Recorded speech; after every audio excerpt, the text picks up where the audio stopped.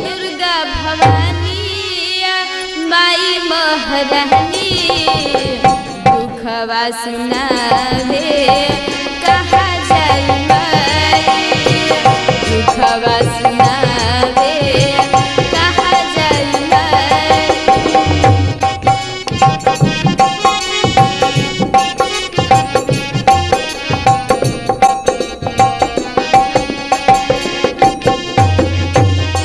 करब सेवादानी छोड़ब ना दुआरी राजा बोले बन के पुजारी हो राजा बोले बन के पुजारी झोली बखाली भर से रवाली झोली बखाली भर से रवाली झोली फैलावे कहाँ जाई माई दुखवा सुनावे कहाँ जाई माई।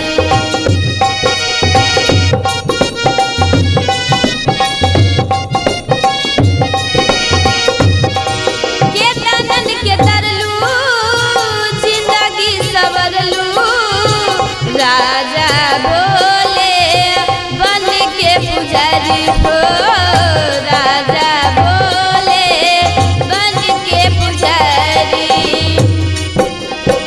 झोली बखाली भर से रवाली झोली बखाली भर से रवाली झोली फैलावे कहाँ जाई माई दुखवा सुनावे कहाँ जाई माई।